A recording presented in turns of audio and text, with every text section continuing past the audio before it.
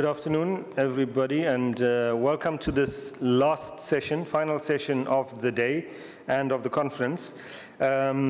We hope that in this session we'd be able to look forward and try and marshal the discussions we've had for the rest of the day into an attempt at looking forward and looking into the future to see what possibilities there might be to have a movement forward in terms of security cooperation or new security arrangements in the Middle East and North Africa region. We've got 6 speakers for this session. The 6 speakers that you see on either side of me, from different places and representing different, well, not necessarily representing, but coming from different perspectives, perhaps.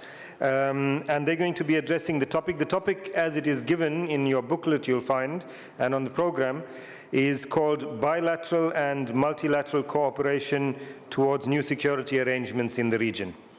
So without much further ado, I'm going to call on our first speaker to address the topic.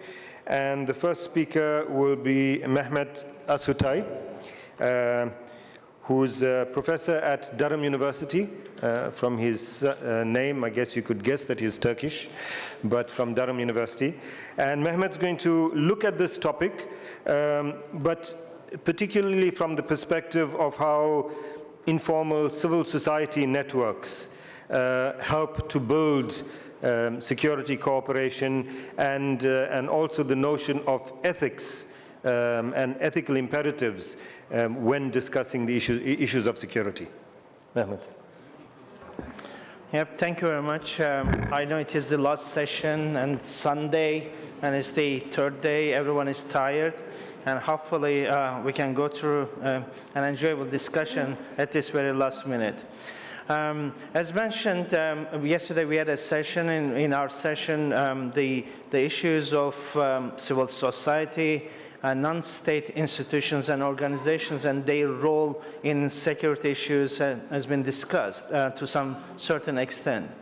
It is important indeed bringing them, and my research as well indicated the importance of NGOs, non-state institutions in establishing cooperation and collaboration between the Middle East states, but also in the Muslim world, and the importance of that, and importantly how Islam as a social capital played an important role establishing that trans-border relationship between communities, and hence establishing the ground for a bilateral or multilateral or translateral relationships. That's an important part. I'm going to reflect on that, but I thought one issue that has been missed in our debates, or perhaps I missed, I didn't go to, of course, all the sessions. We have been discussing security a lot around the state, and we are trying to reflect on the state and state behavior in relation to security issues. Indeed, state is the policymaker, and they are the ones execute such policies on the ground, creating security or non-securities for that matter. But at the same time, one of the questions in the booklet we have, the values, whether can we generate certain values through which establish some common ground and around which perhaps we can develop some cooperation. And when I look at certain regional cooperations, we can see that there are certain common ground, whether economic, social, political, or for that matter, religion, played an important role establishing these regional cooperations in different parts of the world. And in a similar manner, perhaps GCC was such an attempt, unfortunately unfulfilled attempt, incomplete project. But I felt that perhaps when we discuss security, we are securitizing everything around the state. But one important stakeholder in this, the human beings and their presence is an important factor, looking at how the security policies perhaps should essentialize human well-being and their lives. Because what we see in particular in the Middle East, the human tragedies are conducted on the name of hegemonies of states. Whatever the states we have been playing around on the human lives. And those human lives, those tragedies have been causing a lot of security issues. In other words, creates this embedded policy making, which does not necessarily reflect the realities of people, the social construct of people on the ground, creating this embeddedness, and through which the tragedies, unfortunately, are occurring in everyday life, in the name of course, securing the state, or securing the hegemonies of state. X, Y, Z countries, and now they are trying to establish their hegemonies in Syria, and their hegemonies are causing huge insecurity and creating tragedies on people's lives. And therefore, rather than very much focusing on, indeed we have to debate and theorize what the states are doing, but at the same time, we have to go around and look at certain guidelines through which perhaps we can at the same time create certain policy suggestions through which perhaps we can impact through the civil society to make a difference. And that brings us the whole ethicality issues, whether ethics, ethicality, whatever the source of that, whether it is Islam, secularism, but whatever it is. Because the consequences of secularism, regardless of the source of it, at the end of the day, essentializes human well-being. And therefore, how we can utilize ethics, the different forms of ethics, at least in the civil society, non-state organizations, so that we can articulate. I mean, it has to be the part and policies of the states, but at least in the NGOs, non-state institutions, how we can perhaps bring this ethical look and the worldview so that we can establish a common ground around the importance and sacrosanctity of human life rather than the sacrosanctity of borders and the states. Because through borders and states that we are unfortunately suffering and creating security issues in the name of those borders and states. And therefore, a human-centered understanding, I feel, is essential. At least it is essential for me through which to look at the security issues, because we are compromising human lives. And therefore, the ethical policy making should be considered an important part of security policies and securitization, regardless of what is happening on the ground. Now, I know most of you would feel that this is a very utopian understanding, but we have to, at the same time, remember that realities are the products of utopias as well.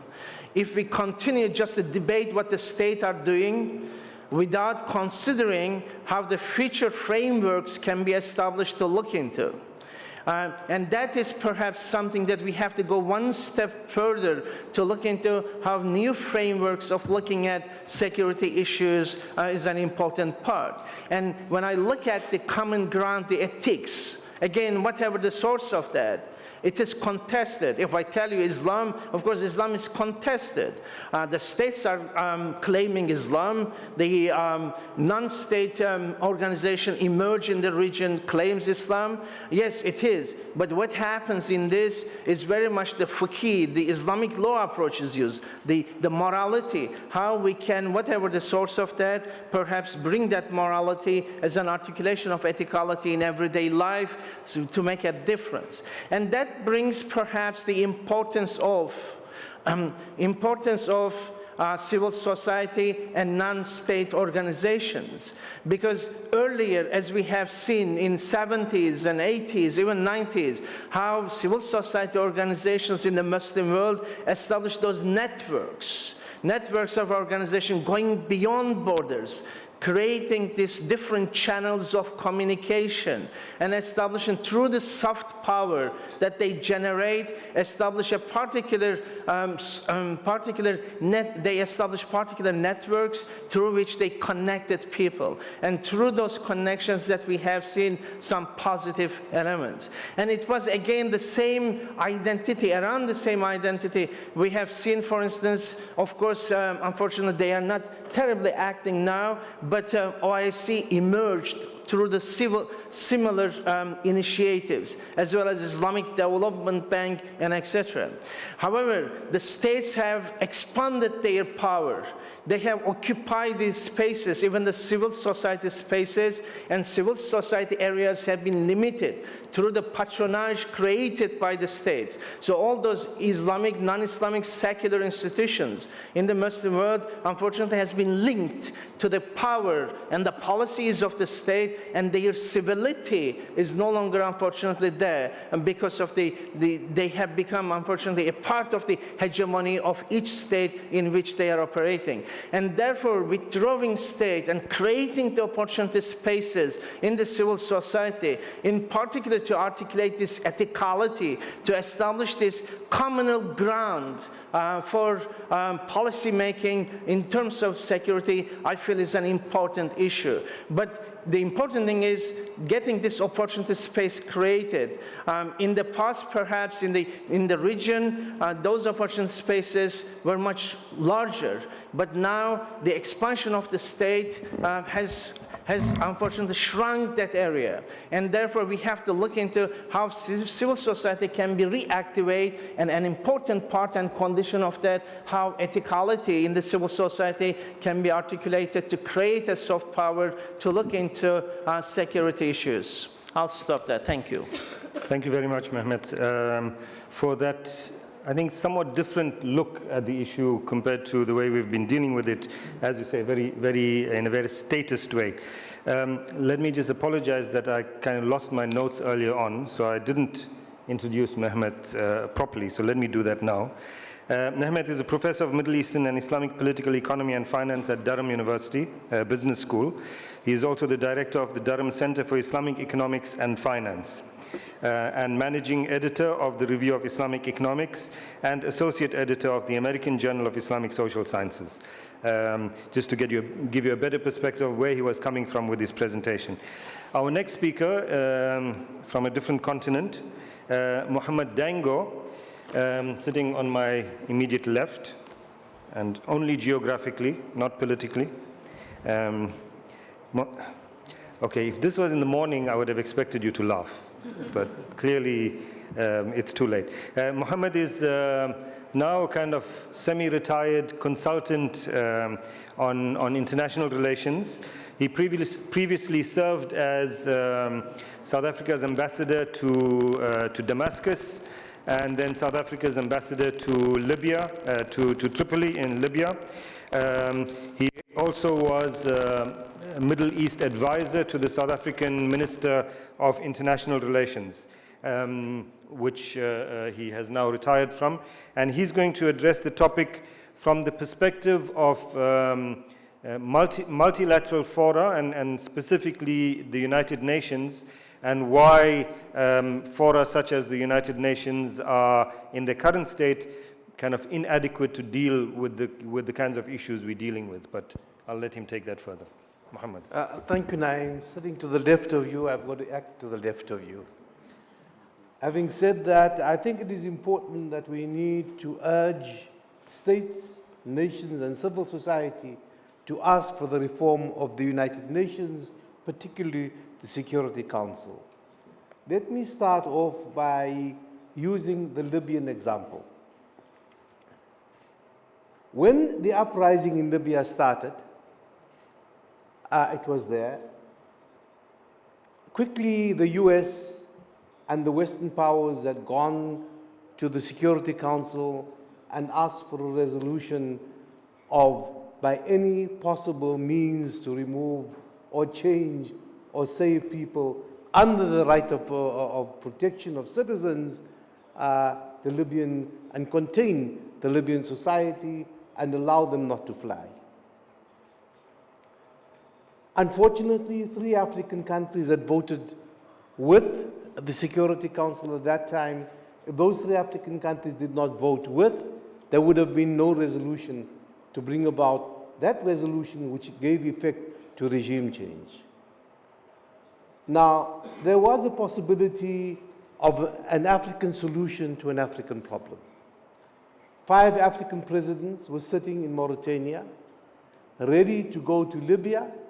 There was a possibility of a peaceful political outcome and not a military outcome. That night, the General Secretary of the UN called the Mauritanian president and said to him, "You can't fly tonight, the French are going to start bombing." That means that from then on, it was a military issue and not a political issue. And we now understand why the French wanted to do what they wanted to do. But I think what we need to actually look at is what is the alternatives, is the regionalization of security things. We have the Maghreb Union, and the Maghreb Union unfortunately had gone along, except for Algeria, with the Arab League to request that this resolution be placed on the table. The East African Union took a different position. And the question when Senegal, the West African Union, when there's problems in Senegal, led by Nigeria, African security forces were on standby to ensure that problems did not arise there. In the SADC region, we had problems in Lesotho. In the SADC regions, we had problems in Zimbabwe. And the Southern African Development Corporation, or the SADC region, had gone in and ensured that there was a smooth transition. So I think the regionalization of security issues also becomes important. Again, I mean, for my own sadness, I was in Libya at the time and should bear some responsibility. I could have done more to prevent that. But I think the saying is that the present is influenced by the past. The present impacts on the future is relevant in discussions at this particular conference. The region, this particular region, the MENA region, is divided between states, in regions, and between regions. The so-called Arab Spring, in fact, exacerbated the differences and the uprisings of having an uprising without a plan for what would happen after that. The US balance was, and the object was to achieve creative chaos. What they did achieve was chaos. Nothing was creative about that chaos. So we sit with the present chaos, and the recent events destroyed the old institutions. An example being Paul Bremer and the de-Baathification plan in Iraq. Question is, did the Baathis fade into the sea, or did some of them join ISIS? The South African plan, after democracy, was the sunset clause that guaranteed the employment of former apartheid bureaucrats. One of the objectives was to unite a deeply divided society, to endeavor to foster a notion of one united nation. Based upon the individual rights as opposed to group rights, non-racial, non-sexist, and democratic. A second consequence was the inclusion of all and the exclusion of none. That is important. It is important that if any group was excluded at that point in time, you could have created the conditions for a fifth column to arise. And that fifth column would have been armed and trained. The South African Liberation Movement was led by visionaries that had the credibility and the legitimacy to facilitate ideas that may not be popular. In fact, is not finding popularity at the moment. 20 years later, populists are promoting narrow nationalist and at times tribal populist views. We need to guard against and be vigilant that these views expressed do not become accepted political currency. The requirements of an inclusive political, social vision needs to be continually promoted in this particular region. But we need to look at building blocks within in the MENA region. And the building blocks could possibly be by regionalization. Let us reimagine a Bilad Sham or a Sharq region that includes a province called Israel, or by any other name that you would want to call it, so that we can have a state that is a non-racial, non-sexist, democratic state in the entire Bilad al-Sham. And this could be one of the results of regionalization. A region conscious of its Ottoman past and its Safavid past, where people do not feel strongly whether the Gulf is called Arab or Persian. A region where workers' rights are respected and all citizens are equal before the law, where the social good is available to all. The name is now harassing me. On that particular note, I want to appeal that we actually reimagine where we're going to, that we have a region or regions that are based upon values, that have the common good in mind, and that is beneficial to all, non-racial, non-sexist, and democratic, including Israel in this particular region. Thank you very much. Thank you, Mohammed. Following on Mohammed's stinging criticism of the French, I will ask our next speaker to be Dorothea Schmidt. Dorothe is the director of the Middle East program at IFRI, the French Institute for International Relations, that's based in Paris. She's produced extensive analyses of the EU and French policies in the region, induced democratization, political economy, and regional balance of power. Dorothe is going to address this topic from the perspective of how the French might view the issue of multilateral cooperation for the MENA region. Thank you for this very interactive moderation. So shall we engage in parallel monologues or dialogues afterwards? I thought it might be interesting to enlighten you a little bit about what the French president says when he means that he stands in defense of multilateralism, because actually it was supposed to be the topic of this last plenary session. And this is one of the principles that has been formulated, expressed, repeated by the president constantly. He's worried that the former traditional historical multilateral forums that we used to regulate international governance are now in a crisis. And he wants to play a role in reviving them or reforming them. And I think this is actually one of the first things that you have to keep in mind when you try to assess Emmanuel Macron's foreign policy. His political program, both at home and internationally, is a reformist one. He wants to make a difference. He wants to bring a new perspective, fresh air. He's an activist. He's extremely energetic, and he speaks a lot, communicates a lot. Very controlled communication at the same time. So I was actually really puzzled that he kept on repeating all the time that he wants to defend multilateralism, because I think there is a potential contradiction with his obsession for leadership, his willingness to be systematically on the forefront and to maybe not say impose his vision, but at least make it clear that France is in the driving seat and it's needed constantly in any international negotiation and to advance the international regimes on a series of issues.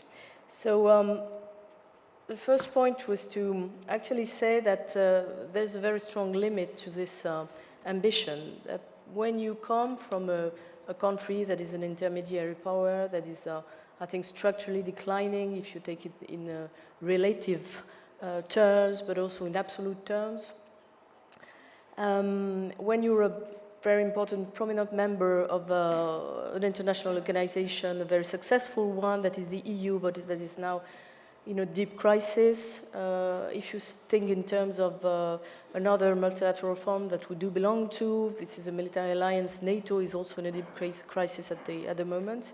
And at the UN, we still have a seat in the UN Security Council, but it's very much contested. And the use that I think the French president does of the UN is extremely instrumental. And the case study here would be clearly the Syrian crisis. And I will talk about it in 1 minute. So I think, in fact, Macron does make more a difference bilaterally than multilaterally, but the thing he tries to do is to socially engage with everybody. It's also an obsession. There's a very sort of Davutovian style diplomacy, actually. We talk to everybody. We're central, and we talk to everybody, and it's important to engage with everybody. But it's impossible to engage with everybody at the same time. So you engage with everybody in a succession, of relationships, and you connect people. So that's this sort of successive multilateralism, I would say, prior to try and bring new institutions. And one very important thing is that Macron said that at the end of this year, he planned to bring together a big international conference for the commemoration of the end of the First World War, where he would want to discuss actually global governance. Exactly, he thinks in historical terms, just like if we were in this very strongly structuring intermediary periods that follow conflicts. The problem is that we may be in a pre-conflict now period. So I think he's better at doing bilaterally, connecting, but he has multilateral ambitions. Now, if we specifically look at security, I see other small contradictions, like what are the items we have in the basket. First is arms sales. The French president is very much at economic diplomacy, and the most important element in his, and most successful actually market currently is the selling of weapons from France in the region, which is of course a market that's on the rise because of conflicts erupting everywhere and never-ending conflicts. So if you stand for peace and at the same time you're one of the most important fueler of this armed weapons market, it's a little bit difficult to handle in the long term. Military engagement, we have a limited one in Syria and Iraq. We constantly express that we want to withdraw, but at the same time, when we realize that the Americans are really on the retreat, there's a sort of panic, and Macron goes on the French TV and says that he convinced Trump to stay in Syria. And the next day, the White House denies it and says that he got it totally wrong. And today, the French president also gave an interview to an important French newspaper saying that he was the one who convinced Trump to go for a strike in Syria after the chemical attacks, which is actually, according to me, just repeating, the previous line. Like, he wants to show that he is the one who talks in the ear of Donald Trump, and he is the one who does make a difference, even in terms of military engagement in the region. This means that the containment of violence in Syria is failing, and at the same time, this is the gimmick, actually, the verbal gimmick, the rhetorical gimmick of the French president, is to say at the same time. Now, the most important line of mobilization of the French is on the humanitarian front. Like, we need to protect civilians, we need to go for more responsibility to protect, and we need to organize humanitarian corridors, etc. So where do we think in terms of effective multilateral forums working in Syria? We actually are now balancing between the Geneva negotiations and the Russian, Iranian, Turkish engineered one. And we don't know actually where to stand, because there is a willingness to show that we can be invited in the second one anytime, which in fact acknowledges the fact that the first one is not working. So again, we have this contradiction.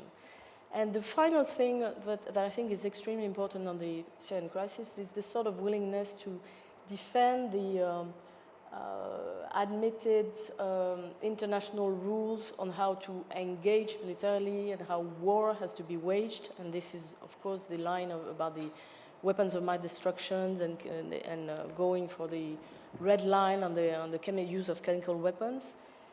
And there actually, there is a connection made with this grand project of an international conference on the style of the post-World War I conference. So to conclude this, I think there is the awareness that multilateralism is needed in the minimal sense of socialization, and we need to keep for us active. And I think this is extremely important, because one of the discussions we had in one of the workshops I attended yesterday was we have to go piecemeal to move towards new security arrangements. But I think it's absolutely indispensable to keep the bigger picture in mind. Thank you, Dorothy. We move on to our next speaker now, Louay Safi. Louay Safi is Professor of Political Science and Islamic Philosophy at the Hamad bin Khalifa University in Qatar and Senior Fellow at the Center for Muslim-Christian Understanding, Georgetown University. He's a co-founder and first chair of the Syrian American Council from 2005 to 2011, and co-founder and former board member of the Center for the Study of Islam and Democracy. Louay is going to address this topic from the perspective of the interrelationship between political and economic dynamics and how that interplay could contribute towards security cooperation. Louay? Thank you. When we talk about security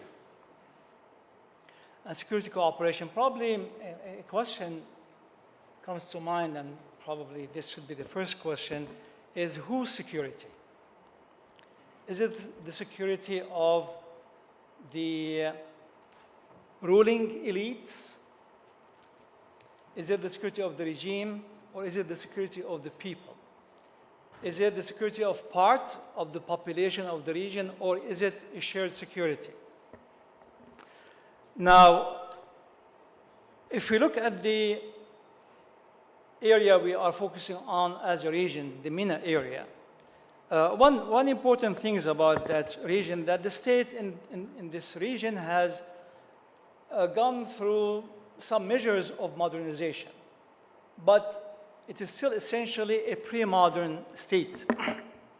Of course, I'm aware of the variance between one state or the other. And when I say pre-modern, I mean it's an autocratic state with localized loyalties. In fact, the Arab Spring has brought this picture to our attention. It's very clear. Loyalties are pre-state. Loyalty is about ethnicity, is about sectarian solidarity, etc. And in fact, there is a security cooperation in the region currently.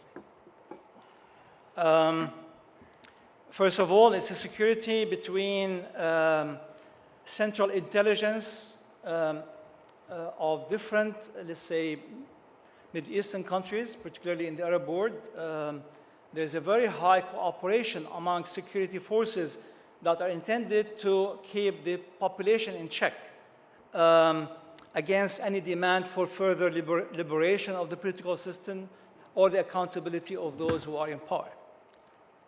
There is another security arrangement which has become very destructive. You have now the security arrangement that is about inter-conflict within the region. We have this alliance of convenience, I would like to, as I see it, between Egypt, Saudi Arabia, and the United Arab Emirates that is confronting another alliance within the region between Turkey and Qatar, and I would call it the same. It's an alliance of convenience because it doesn't have the main ingredients of what make regional cooperation work in the long run. And that's not what we are expecting and what the people in the region want. They didn't want security arrangements that will fuel wars and conflicts, but they would like to have an arrangement that keep the population secure against both, external threat as well as internal threat. And perhaps the most obvious one in these days in the MENA region is the radical extremism or the armed non-state actors. And I would like to say a few words about that.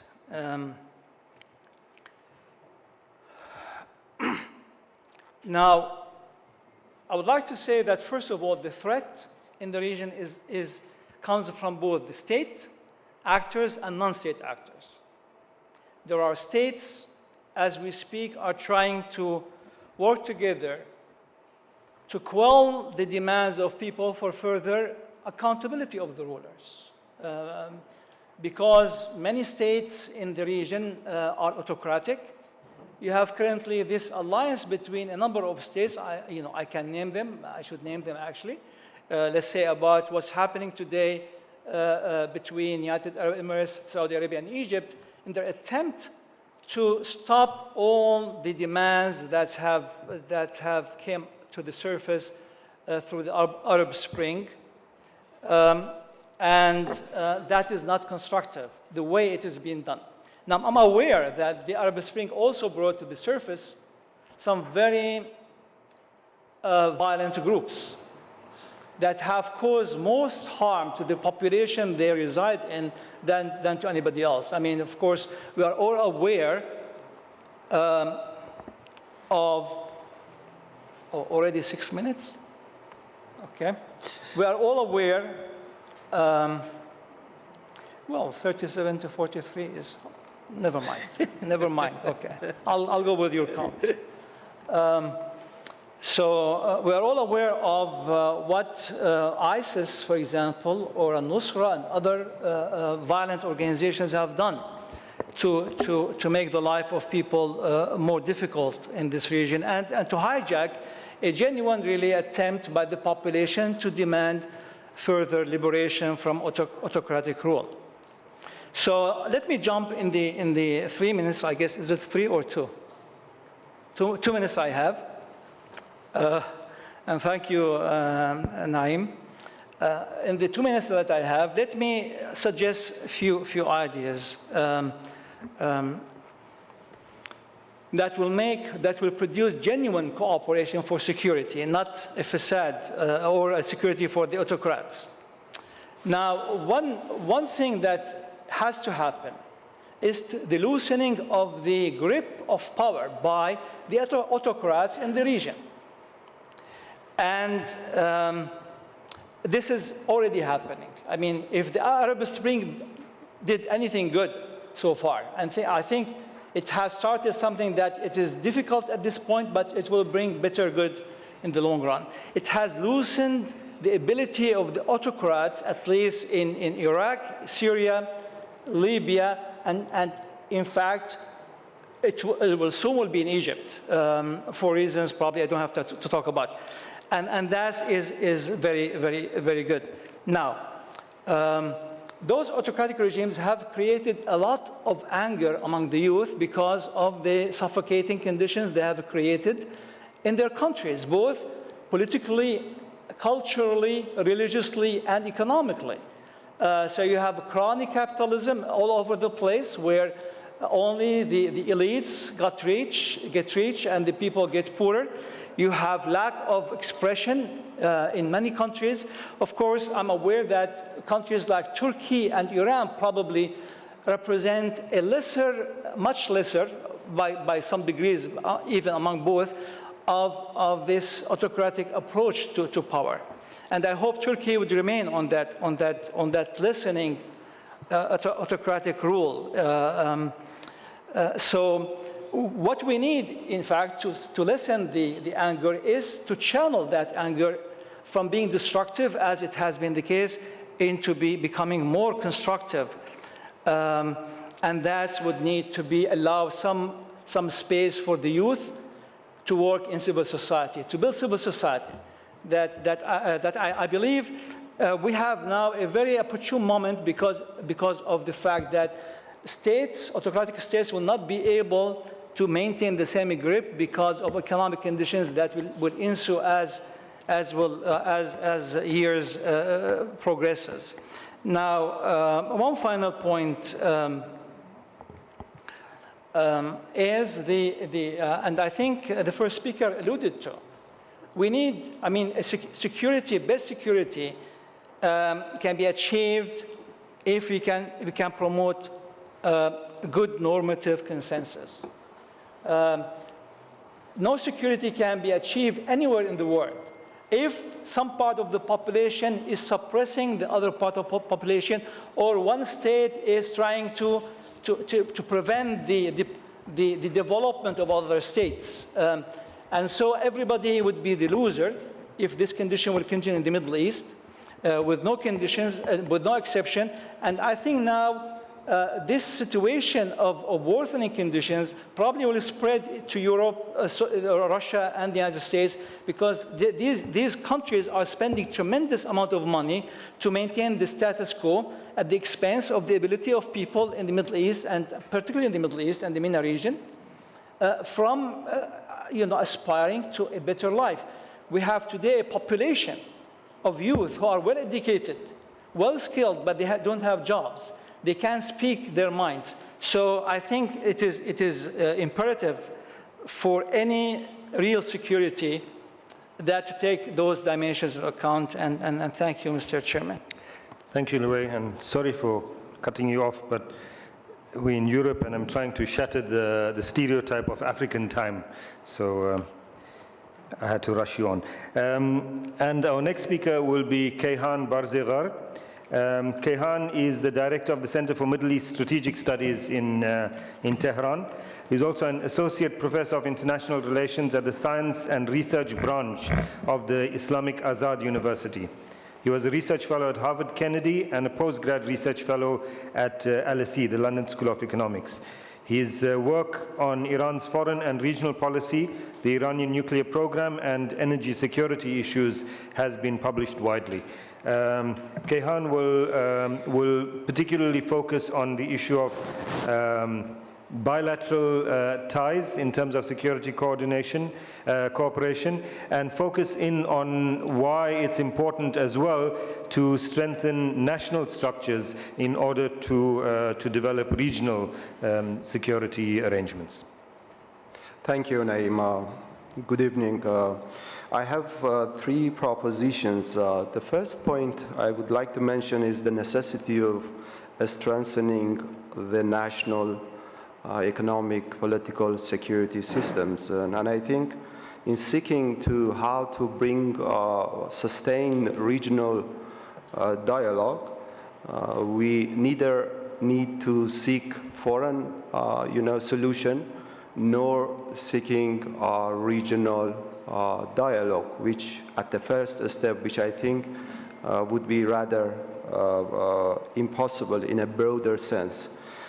Instead, I believe that the way to regional dialogue ties and passes through strengthening national systems. And this is coming from a simple logic. And that logic is that there is a necessity of political consensus in the domestic discourses amongst the ruling elite so that they can somehow argue the benefit of regional cooperation or regional dialogue. Otherwise, this will not happen in a public sense. And I'm not talking about governments, I'm talking about the people and the state and how the elites needs to bring benefits of unity, of feeling the geopolitical stakes of a state so that they can argue in this regard. And I give you a few simple examples. For instance, the continued talk between Iran, Russia, and Turkey on the Syrian crisis is coming from this simple logic of national security benefits. Of course, Iran and Russia from the beginning were persistent on that, and Turkey later on came to the game. But the logic is very simple. The connection between domestic politics and foreign policy principles. And this, so far as it goes, I see a great deal of persistency and continuation with that, because they can somehow mobilize domestic forces to the benefit of national security and national, or even say national, political economic systems. Or I give you the example of the Iranian nuclear deal, which was the result of the great, national consensus of the necessity of talk with the US so that, the sanctions can be lifted, and at the same time, strategic discrepancies between Iran and the West is resolved.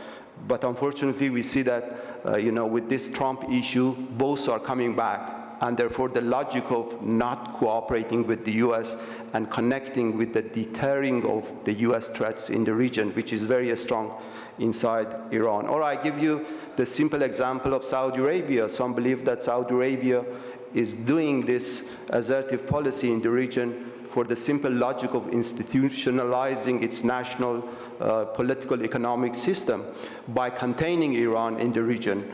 The main reason behind that is to empowering the national system, which is understandable. And this leads me to the second point, and that second point is that the urgency of a strengthening national system is somehow connected to this regional connectivity and the urgency that is coming from the region and geopolitical urgency that is coming from the region, which was discussed intensively yesterday.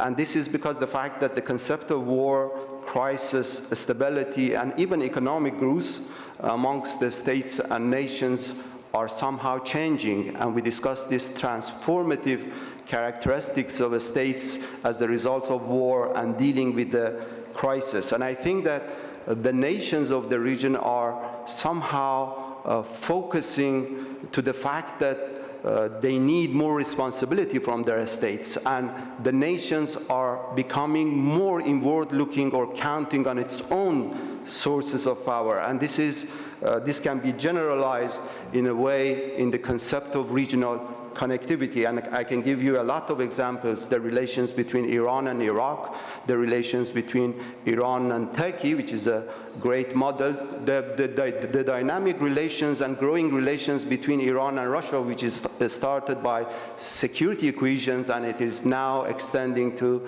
economic, tourism, social, cooperation in a way. I would like to say that how much, nations are becoming more regionalized, the logic that was mentioned just now, that they are connecting with the state's concept of regionalizations. And if we look at the last decade, we see that a great deal of regionalization is happening in the region, and the states are being forced to accept this concept amongst the nations. In other words, the nations and people are forcing the state to accept these kind of regionalization, or the concept of regional connectivity and regional integration, which has a great deal of geographical, logic, and at the same time, economic growth that is being counted on, national economies. And I think this is important to be, taken into consideration. And this leads me to my last point. By combining this bilateral and multilateral, cooperation, which is the theme of this panel, I came to this concept of multilateral cooperation, which of course I think it's an ideal, concept. But again, I think there should be a great deal of economic integration at the bilateral and trilateral levels, and at the same time, multilateral cooperations that is coming from this logic of strategic constraints of the states to deal with, regional crisis alone. I see that, out of a lot of challenges that came from regional crisis, there was an opportunity, and that opportunity is that the states are realizing they cannot go ahead, alone, and they need to put it in a kind of political solutions in a multilateral concept. So I came to this concept of multilateral order, which is of course ideal, and I get back to my first point. My first point is that the way to sustain regional talks and dialogues passes through empowering the national state system. And I think this is important, that every actor play its own role, its own geopolitical role to bring stability.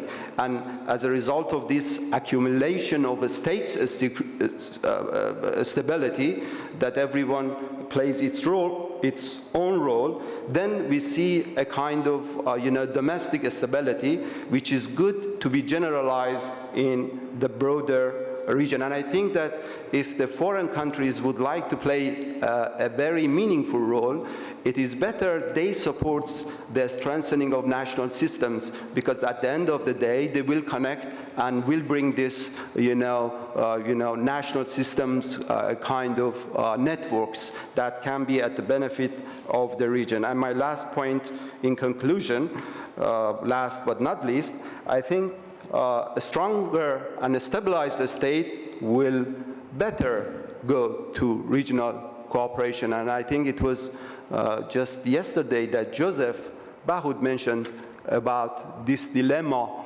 of decentralization of the state in Syria, which requires a stronger state to somehow connect with this concept and brings order so that we can further go towards regional dialogue, as was exemplified by Joseph. And I stop now. Thank you. Thank you, Kayhan. And our last speaker for this session, which will then leave us with just over 20 minutes of discussion time. Our last speaker for this session is Filippo Diogini, who is a lecturer of politics and international relations at the University of Bristol. His research focuses on international relations theory applied to Middle Eastern politics. He's interested in international norms diffusion and Islamist movements, and is currently working on a study of the effects of the Syrian refugee crisis on neighboring countries. And so Filippo is going to look at how migration affects negatively and positively security and security coordination in the Mena region.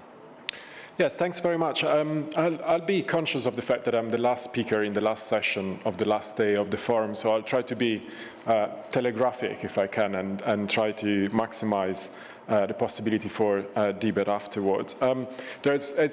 Being the last one also, there's a lot of things that have been said already. I just want to highlight a couple of points with which I think I would agree. The first one is that the most common conception of security that we often see at the policy-making level is very state-centric and military focused in most of the cases. I think academic research has gone well beyond that idea of security, and we now speak of security in much broader terms, referring to security especially as concerns human security and the security also of the communities of belonging to which individuals belong to. And I have a sense that we would greatly benefit if we start talking about security and security cooperation at a regional level, indeed if we embrace that kind of definition of security. And I'll try to explain you why in a few seconds.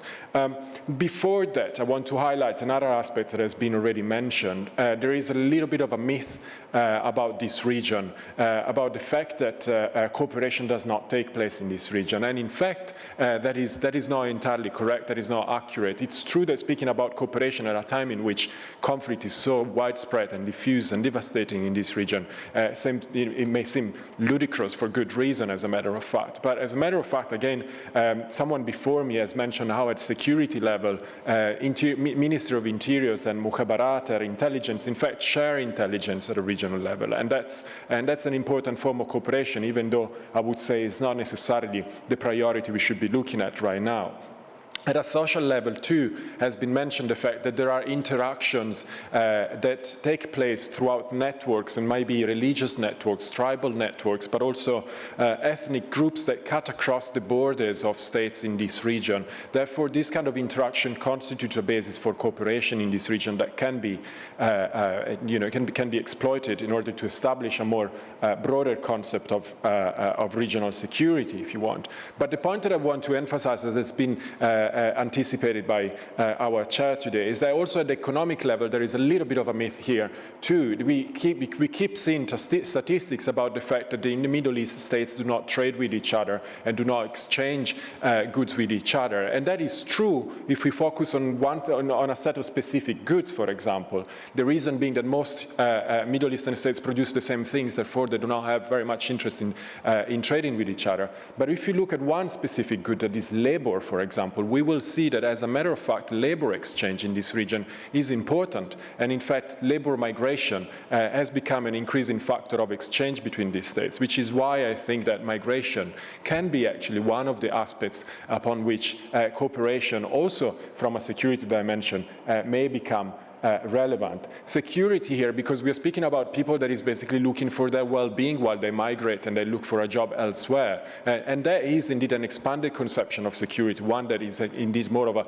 human-centered security rather than being the usual militarist and state-centric conception of security. By this, I don't mean to say that that kind of security, the more state-centric one, is obsolete or unnecessary. I'm just saying that there are more broader and complementary views of security that needs to be embraced. Someone before me was mentioning about the fact that we need a greater design, the idea of a greater picture to design and think about cooperation in this region. I have a sense that this could be one way to start talking about this, embracing a larger conception of security in that sense. The third point that I want to emphasize is that if we fail to do so, so if we keep focusing on security and security ideas that facilitate, again, the selling of weapons, for example, the training of the militaries or the police and so on and so forth, which again, I don't want to say is useless, but it can be complemented by greater conception, more thorough conception of security. If we keep focusing on that specific narrow conception of security, what will happen is that any security arrangement that will take place at a regional level, as a matter of fact, will have the detrimental effect, or at least I think is the detrimental effect, of cementing the nature of the power imbalances that we see in this region, rather than moving forward and establish a more longer-term perspective, one that in fact takes into account what is the actual interest of the people that live in this region. At least I believe in that is the real interest of these people. So it might be actually detrimental to simply use this narrow definition, simply because what we will do at that point will actually will be an extension of the lives of autocratic regimes and hegemonic forms of domination that, as a matter of fact, constitute, in the longer term perspective, in a greater picture of things, constitute, as a matter of fact, sources of instability for the region, but also at a global level. So instead, what I'm advocating, for example, is to start looking at rather phenomena like migration, as I was mentioning. I want to mention a couple of data because I think there is a lot of misconception in this sense. But in the Middle East now, according to an IOM report of 2016, there are 34.5 million migrants, including, this is a figure that includes refugees. And that since 1990 is an increase of 150% of the number of migrants in the region. So we are speaking, first of all, of a long-term trajectory of movement of people, which, for example, the European Union and its member states have failed to appreciate, because otherwise it would have had a little bit more of a more prepared stance in that respect. But we're speaking about a phenomenon that obviously has a very significant relevance in that sense. And I conclude, that's why I think migration not only is something that benefits the states that send migrants for the revenues, but also because those who migrate, as a matter of fact, can access better job markets in most of the cases, but also because those states that import migrants, and I apologize for this commodifying conception of migrants, they're actually states that need those migrants. One of the biggest economic power of the region, Saudi Arabia, is the recipient of 10 million migrants, and other states in the Gulf, again, are the host of an enormous amount of migrants in that sense.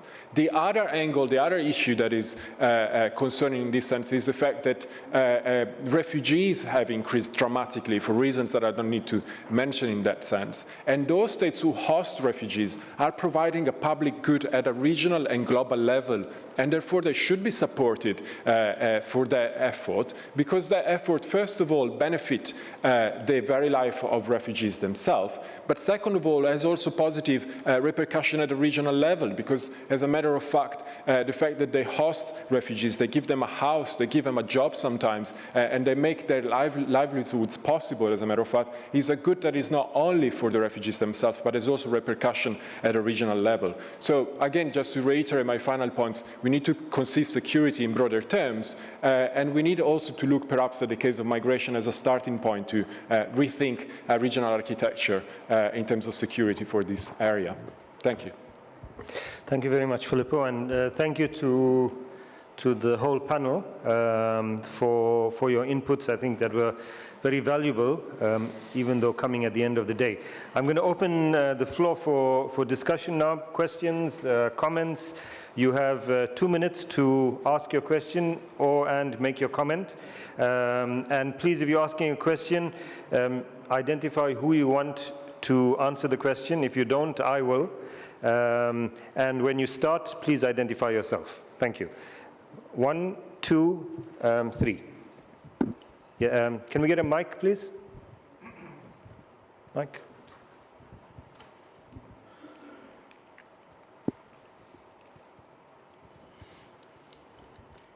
Thanks.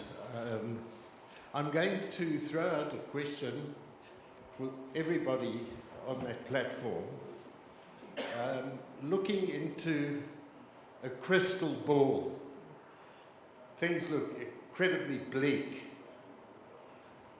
The question of security arrangements appear to be top-down, apart from the first speaker's reference to civil society, and I want to take that up, but the question isn't simply to you.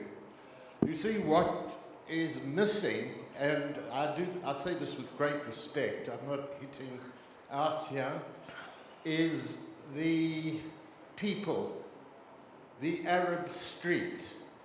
So if we look at the history of the region, try to look at it as a non-Arab at the tip of South Africa, one does note not the Arab Spring of a few years ago alone, but the risings over and over throughout the region from the people, and that has acted as a tremendous impetus for national movements and struggles against Sykes-Picot of 100 years ago. And the last thing any region outside United States and Europe wants is the interference of the former colonial powers, by the way.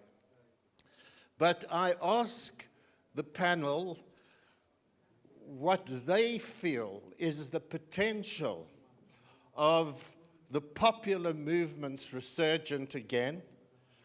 The Arab Spring turned into something of the nightmare, and the people were pushed out of the way by military forces and the state apparatuses, etc. But Tunisia has survived. So the question is, when we look into the crystal balls that we all have, what is the prospect? Surely there are prospects, and that the challenge for us, I believe, is to encourage this. Thank you. As much as possible. Thank you, Ronnie. Ronnie didn't introduce himself. Ronnie Castrels from South Africa. Rebel Raza. Yes, and ill-disciplined, because I asked him to identify one person to answer his question, but he didn't. Yes. I'm Garth Lippier, part of the South African Axis here. Professor Asutay, may I provoke you? I think you romanticize the role of NGOs in civil society a bit. So, in an academic sense, does the classical Hegelian distinction between the public and private sphere exist in the MENA region? I ask this because my sense, if I may use a neo-Marxist term, and it was Marx's birthday yesterday, is that the state is overdetermined in the MENA region. It's overdetermined in the sense that the public and private sphere is deeply fused in the anatomy of the state. And if you extend that metaphor, there are very few arteries that will allow oxygen for associational life.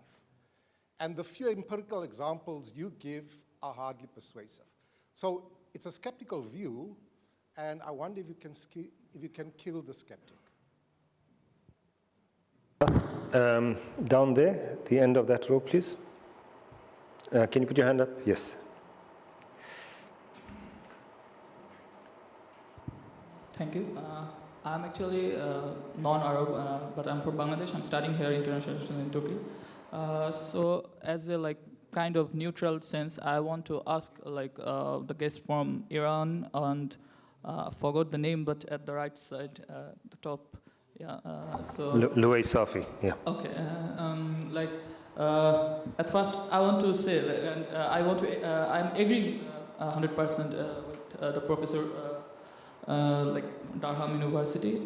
Okay, like he said that, what's the security? Is it about state or like a humanist approach?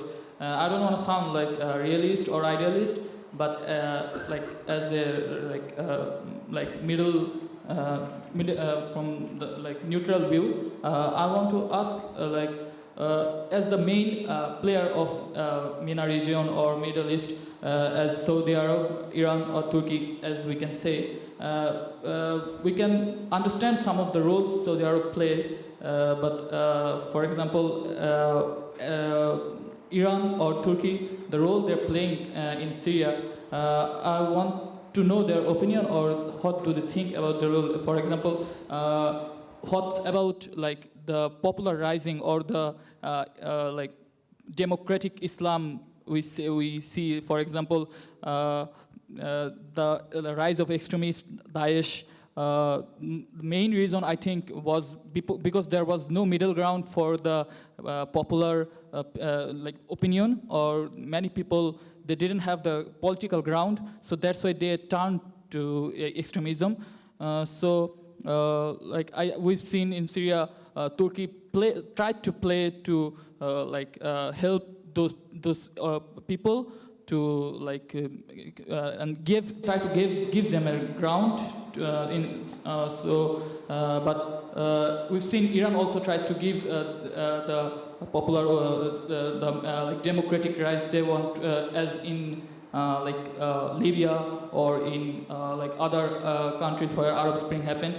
They helped the people who wanted democracy or who wanted like freedom, but in Syria's case they were kind of confused. So I want to know like what's the role in the future. Thank you.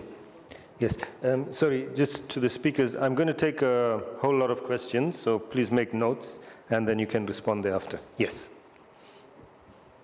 Hello, this is Laurent Fabius. I work at Sharq as an intern. My comment, if I may, is addressed to Mr. Louay. I take issue with the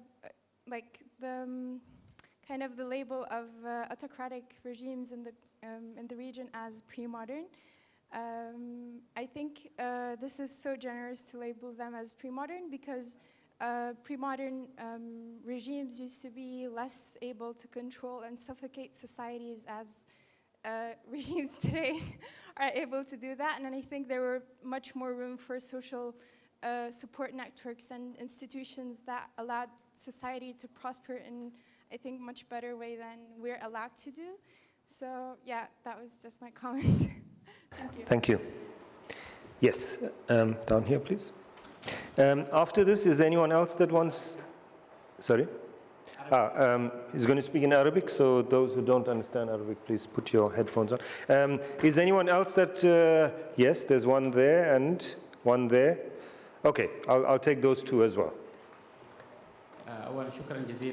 First of all, thank you for allowing us to participate. The approach you have is very nice. In the Arab world, we have revolutions and people who aspired for change and who have provided and sacrificed for this. And we have this thinkers in the Arab world. And the question is, maybe for Mrs. Dorothe, it's about the role of the great powers in regard to those uprisings and the Arab popular movement. Is it possible to have the Arab uprising and the aspirations of the young people, is it possible to be only stopped just for selling weapons? Don't we have an opportunity to have a good relationship between great powers and the Arab nations, where we keep the interests of those countries as well as enabling those countries and the nations from living in peace? Thanks. I'm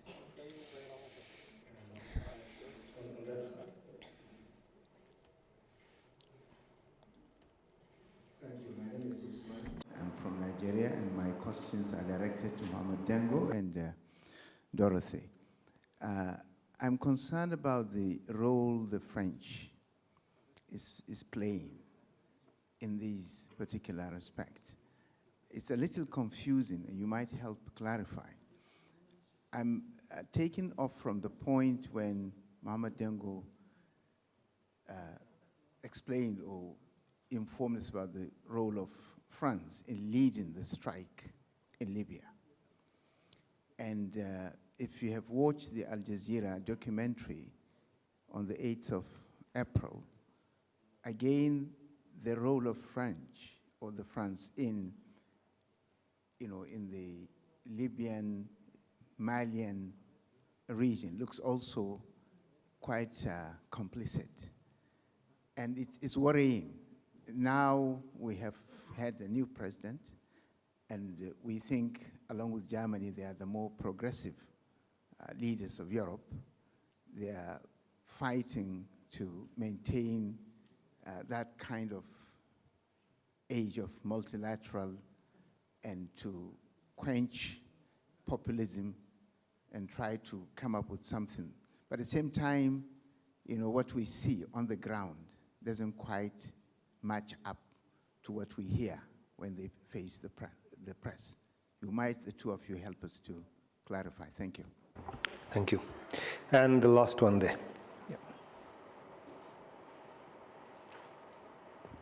Mohammed Nizar from Syria. I want to ask a big question. Now, the Islamic region in the world is not a small part of this world. So I think they have a right to have a permanent member of security councils. And it's very important. And this is the first part. The second part, I'm asking about the big countries in this world reached to standard of the weakness in the economic status in their countries. So they tried to create the Arabic Spring to change their status in their countries by selling the weapons and make this statue in Arab words. Thanks. Thank you. I have one last comment. I know I'm passing the mic around, but Dr. Louay. You didn't put your hand up, but it's okay. Yeah. Go on. No, just I guess of trying to understand what may be in 50 or 100 years, whatever the case. Will people in the future, just from your opinion, do you believe that there will be a winner between the Saudi UAE axis and then maybe the Shia expansion phenomenon in Iran and its proxies? Is it that simple that in 100 years from now, simple states in the Muslim world in general will have to answer or will have to act with Iran or Saudi and the UAE in the back of their mind? Just like today, for example, Egypt acts with the US and Israel in the back of its mind. That kind of player that the United States has been, or Russia and the Soviet Union have been in the region. I do believe that, for example, 100 years from now, the West will no longer be as entrenched as it is in the region. And I'm asking you, is that going to be replaced by one or the other? Is there going to be a winner? Thank you. Okay, I'm going to allow each of the speakers about a minute and a half to respond to whatever questions they have. And if they don't want to, that's also fine. I'll start on that end and work my way down. Okay, thank you very much. I think South African case is an important case for us to look at in terms of securitization of state. For you, removing the violence of culture was considered to be an essential part of securitization of state. But somehow in the Middle East, everyone thinks that creating the culture of violence is the way of securing the state. And therefore, each country seems to create this hegemonies over the other people's land, as we have been seeing in Syria and Yemen, unfortunately, creating this culture of violence, as well as within the countries. And therefore, I'm not sharing my colleagues' idea of even making the state stronger in the Middle East can be a solution for stability and securitization. That creates the problem. We have to bring the state back. And therefore, my colleague's question, I guess my position was not clear. No, in the Middle East, you don't have civil society. And whatever the civil society we have had, unfortunately, has been terribly instrumentalized in the hegemonic positions of the state. As we have seen in recent years, each country, dominant countries in the region, has been using further Islam to extend their hegemony over the Islamic civil society as well, including in this particular country. And therefore, civil society, the opportunity space, whatever small existed, has been wiped out in the process. So somehow civil society has been utilized to further the interests of the hegemonic powers in each country and extend with the nationalistic discourses developed to others. But despite that, despite this patronages and the wipeout of the opportunity spaces of civil society, I feel that there's an important role. 1970s, 80s, perhaps, there were some opportunity spaces for civil society, and we could see, in particular, Islamic network, how it worked to extend the cross boundaries, create that soft power and cooperation between different countries in a non-state level. And I'm a believer of civil society. However, that definition and the removing the state power from the civil society, democratization, is an important part of the story indeed. Thank you. Filippo? Yes, thank you. Well, I will just reiterate some of the points I was trying to make, perhaps.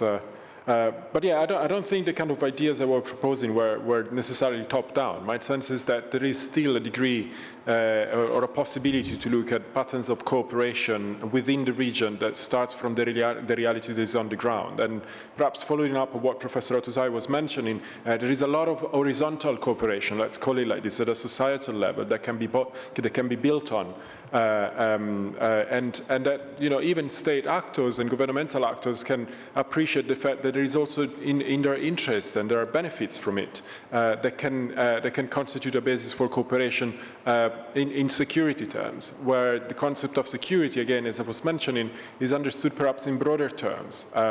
Terms that include the fact that most of the people of the Middle East, after all, does not necessarily go to war. Most of them actually wake up in the morning, make a coffee, and then brings the kid to school, and they go to work. And that is security. That is normality, and the capacity to reproduce that kind of way of living constitutes an idea of security in broader terms, the one that should be preserved, I think, more importantly, or together with state-centered and militarized conception of security. Thank you, Filippo. Dorothe? I'm interested in the question about democratization and the fact that we all address the issue top-down, because I'm actually worried about the European street, not only the Arab street. And if you think in terms of contribution and engagement of external powers in the region, let's be realistic, we do engage either because it's a projection of former colonial power, it's a projection of power, or now it's moving more to the idea of containing the threat that we feel is reaching us, targeting us directly at home. And this is where actually I can move to the other question about why doesn't Macron look more progressive, probably. He has to solve this sort of impossible equation of being in defense of multilateralism, being a progressive. He's supposed to be a leftist, by the way. We're not that sure. This has to be debated, but and at the same time addressing the very specific feeling of threat, of physical threat that some of his citizens have at home. So this has brought France to more military engagement, both in the Middle East and in Africa, and we know we cannot work on our own there. So the next data, the next variable that is very difficult to process in is with whom are we going to work on that? And now we have a problem with the our traditional allies, specifically with the US. And I think this is why also Emmanuel Macron shows an obsession about Donald Trump, saying Trump is doing what I tell him to do. It's sort of wishful thinking, you know. But the idea is definitely not to engage more militarily in any front, to reform French foreign policy in order to do the aggiornamento. I think this is really the background inspiration of Emmanuel Macron. He is a young, new president, and he understood that he has to do this updating and upgrading of his vision of the world. So I think there is hope that he will engage with new players, new partners, but he's still in a sort of observatory round now. Thank you. Mohammed. The region suffers from two basic problems. One is the curse of resources. The other one is the end product of colonialism and the influence of the colonial powers within that. I think if the region reimagined itself, looked at regional cooperation rather than containment, they could actually move forward. If Africa can do that to a certain extent, I'm sure the Middle East can do that, is to move beyond into regional cooperation, but rather than relying upon client or patron states that will actually come in. If we take the recent event in Syria, where without the UN Security Council resolution, the French, the Americans, and the British decided to bomb Syria. Who are the gendarmes of the world? Who decides upon what values is good and what values are bad? Who decides who's done something or who hasn't done something? The ICC has not prosecuted anybody for the war in Iraq and other wars that were brought about. So I think the double standards that come from the West needs to be re-examined, and the West needs to re-examine itself about values and how they take things forward. Thank you. I think in addition to a lot of regional, commonalities on cultural, economic issues, we should also value the element of geography. I think geography matters, and geographical connectivity is very much important. I'll give you an example. For instance, Iran and Iraq just last decade were two rivals and they had a war, but today, as the result of geographical connectivity and huge exchange of economic and socio exchanges, there is a great potential of, connection between the two, and it goes to Turkey as well. I think that the value of regional integration should be taken more seriously, and this comes from geography, and that somehow focuses on the factor that the people and countries with same destiny, geographical destiny, can better work and cooperate with each other. So I think this is also very much important. Thank you. Louay? I will briefly address the three questions that were posed to me. With regard to the role of Islam and the impact of the Turkey and Iran on the Syrian situation, I think posed by my friend from Bangladesh. Well, I believe that Islam is central to cultural reform in the Middle East. No cultural reform can be undertaken without Islam being the moral foundation. Unfortunately, till now, Islam has been used as a political instrument by both the state, oppressive states, autocratic states that call themselves secular, but really they are dogmatic, and then by the opposition, which is Islamic, but also as dogmatic. Because the heart of Islam is about those universal principles, about respect of human life, human dignity, is about caring about the weak, and etc. Now, in terms of Turkey and Iran, in fact, it is also said that the historical rivalry and the sectarian, dimension of that rivalry has impacted negatively, and it could spell disaster if the same impetus and ethos continue to I don't have much time to say more about that, but I think this is not the way. Something has to happen between these two countries because they are the only independent countries, relatively speaking, in the region. Everybody else is still a pre-colonial states, meaning they have bilateral support from previous colonies or their replacement, like the United States, and so they cannot act on their own. In terms of the not doing justice to pre-modern state, I agree with you, really. There was more freedom and less repression in the pre-modern state. But what I meant, I was very brief, in fact. What I meant by that the form of organization of the state, the modern state, in the MENA region, particularly the Arab world, is still function on the pre-modern loyalties, like tribal, sectarian, ethnic, you name it. So it is exclusive. There is an exclusive system where only one ethnic group, one sect, one, so they are trying to dominate and ignore the dignity and the rights of others. Thank you, Louay. Finally, in terms of the last question, very briefly, will be winners among the in this war that really that surrounds Saudi Arabia and Iran, and both really are sectarian in their approach to the region. I think both will be losers, and the whole region will lose a lot if the dynamics don't change. There must be some cool heads to try to change the dynamics. Unfortunately, radicals on both sides are driving both the narrative, the discourse, and the actions.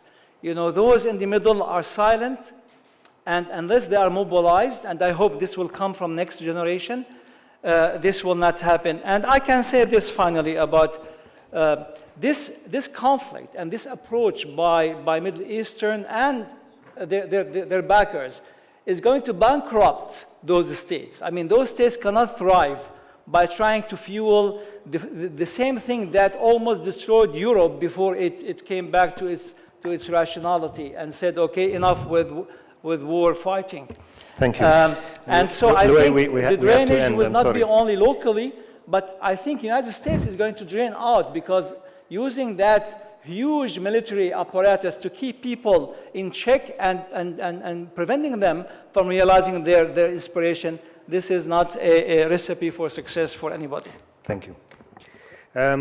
With that, let me thank all the speakers on this panel for very interesting inputs and diverse set of contributions. I'll release them from the platform so that they might take their seat, and while they're doing that, ask Galip to join me up here. So just for a few minutes, we can just close the conference.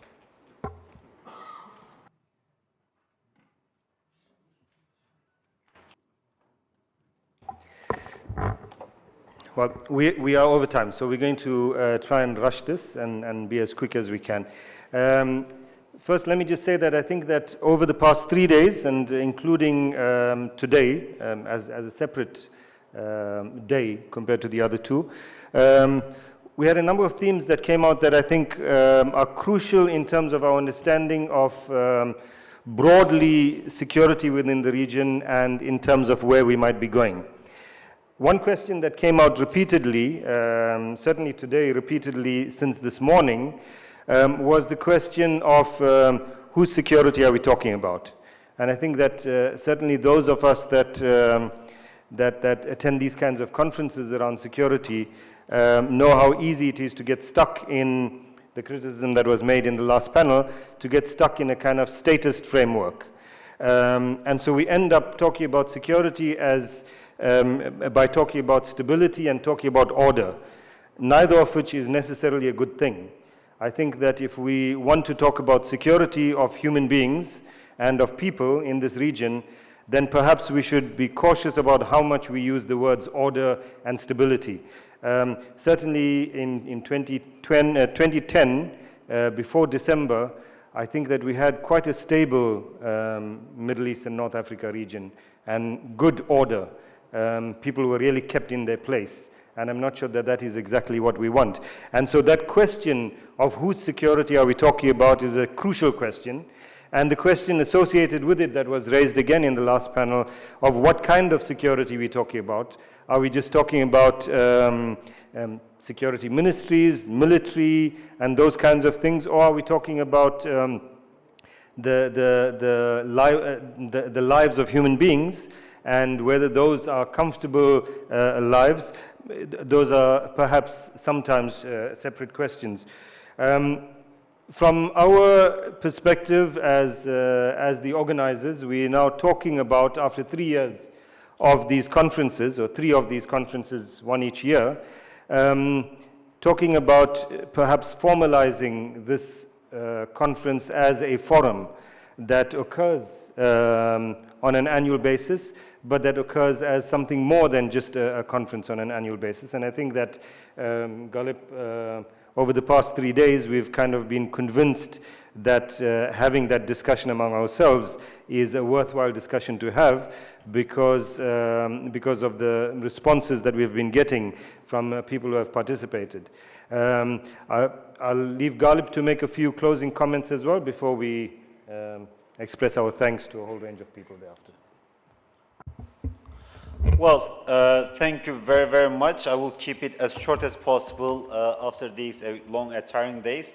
And first of all, a few words of gratitude to the AMEC Afro-Middle East Center and the Executive Director, Naim Jeenah, and also the teams, Mahlete, and all other, the member of the teams for making this a possibility and also a success.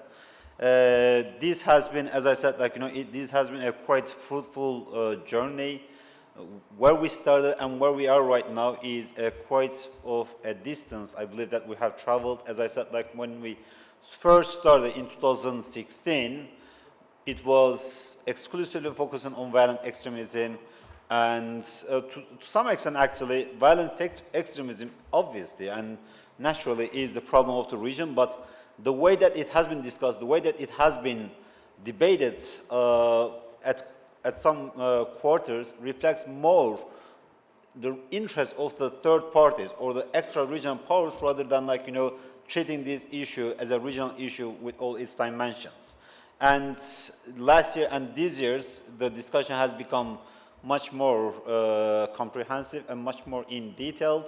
And also right now, the exercise of the minds when it comes to recommendation and solution has become much more solid as well too. It's still not where it should be. It's still not where it can be as well too, because thinking of the region and discussing region in a positive, with a positive agenda is not something we used to eat, because the region, as also we said in the morning, is very much, we used to discuss the region through the lenses of crisis, but nevertheless, more and more the regional discourse will be shifting towards through a solution perspective as well too. And in this regard, in yesterday, the 2 days of the closed sessions, there was some very, very eye-opening and quite insightful suggestions, remarks, analysis of the situation. And when we turn this into reports, it will become actually much more, it will become much more concrete than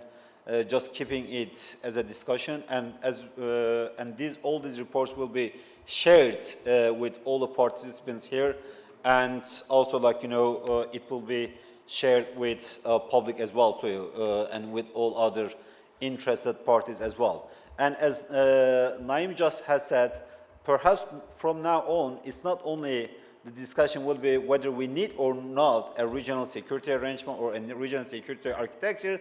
The major discussion will be what should be the nature of it? Are we talking about the integration of the structures, the cooperation of the structure or state, or are we talking about the interest of the constituency? What level, what is the unit analysis of the regional integration? Perhaps it will be the most fundamental issue that will be discussed, and also the premises of it. Is it just the cooperation and integration framework that operates with the interest of the elites or cliques or regimes, or is it something that will be driven by certain values and by certain interests that is much more widely shared? So with this, I would like to thank you once again, and also I would like to thank quite a large group of the people who made this conference is a success. I would like to thank Abdullah Masri, who has been leading this event tirelessly. I would like to thank Firdevs Amri. You have been in touch with her. She is one of the success stories of Al-Sharq Forum. We would like to thank Abdurrahman, Deniz, Hatice, Aya, Mustafa, Merve, Isra, Mehmet Emin, Rawan, Razan, Saman, Öner, Erva, Behiye, Mohammed, Nur, and Fatih.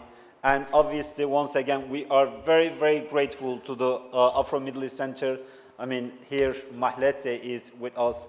Nazli, it has been great. And obviously, our special word of gratitude to the president of Al-Sharq Forum as well, to Ustaz Wadda Khamfar, who basically facilitated this debate and discussion and the conference from the start and made it possible that it goes where it have achieved. So thank you very much for joining us, and thank you very much for that.